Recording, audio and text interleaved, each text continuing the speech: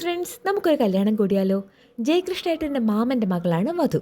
ഏട്ടൻ്റെ അമ്മയുടെ ഫാമിലി വളരെ വലിയൊരു ഫാമിലിയാണ് കേട്ടോ. അവർ 13 മക്കളാണ്. 13 മക്കളും അവരുടെ മക്കളും കൊച്ചുമക്കളും ഒക്കെ ആയിട്ട് ഒരു വലിയ കുടുംബം. ഞങ്ങളുടെ അമ്മ ഈ കൂട്ടത്തിൽ 10ാമത്തെ ആളാണ് കേട്ടോ. ഇപ്പോൾ ഇതെന്തിനാണ് ഇവിടെ പറഞ്ഞതെന്ന് ചോദിച്ചാൽ ചുമ്മാ ഒരു രസം. നമുക്ക് കല്യാണ വിശേഷങ്ങളിലേക്ക് പോകാമല്ലേ. മാലിമേൽ ക്ഷേത്രത്തിൽ വെച്ചായിരുന്നു കല്യാണം.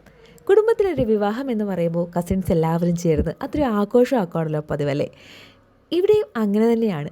പക്ഷേ ഈ കൂട്ടത്തിൽ പലരും മിസ്സിംഗ് ആണ് എന്നതാണ് വാസ്തവം. നാട്ടിലില്ലാത്തവരും വർക്കിംഗ് ഡേ ആയതുകൊണ്ട് തന്നെ ലീവ് കിട്ടാത്തവരും എല്ലാം ഈ കൂട്ടത്തിൽ പെടും. അമ്പലത്തിലേക്ക് എത്തി എല്ലാവർക്കും ഒരു ഹായ് ഒക്കെ പറഞ്ഞപ്പോഴേക്കും വരനെ സ്വീകരിക്കാനുള്ള സമയമായി. വരനെ സ്വീകരിച്ചു കൊണ്ട് വന്നതോടുകൂടി തന്നെ കല്യാണമേളങ്ങൾക്ക് ഒഫീഷ്യൽ ആരംഭവുമായി.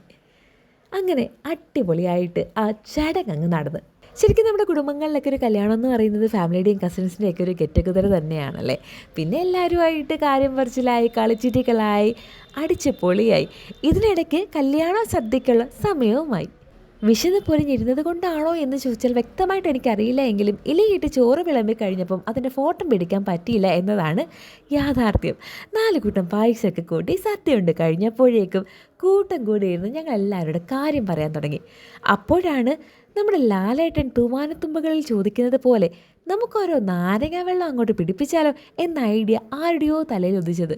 ഒന്നും നോക്കിയില്ല കേട്ടോ, വരിയായിട്ട് അങ്ങോട്ട് വെച്ച് പിടിച്ചു. നാരങ്ങ വെള്ളം സ്പോൺസർ ചെയ്തത് എമ്മയൊക്കെ ആയിരുന്നു. അതിന് ഞങ്ങൾക്ക് നന്ദിയുണ്ടേ. തിരികെ എത്തിയപ്പോഴേക്കും വധുവിനും വരനും ഇറങ്ങേണ്ട സമയമായിട്ടുണ്ടായിരുന്നു. വിവാഹം എന്ന് പറയുന്നത് 2 മനസ്സുകളുടെ മാത്രമല്ല, 2 കുടുംബങ്ങളുടെയും കൂടി ഒത്തുചേരലാണല്ലേ. പുതിയൊരു ഐശ്വര്യപൂർണ്ണമായ ജീവിതയാത്രയുടെ തുടക്കമാകട്ടെ ഇതെന്ന് മനസ്സാൽ പ്രാർത്ഥിച്ചുകൊണ്ട് ഈ വരനെയും വധുവിനെയും ഞങ്ങൾ യാത്രയാക്കി. അപ്പോൾ ജയലക്ഷ്മിക്കും വിവേകിനും ഹാപ്പി മാരീഡ് ലൈഫ്.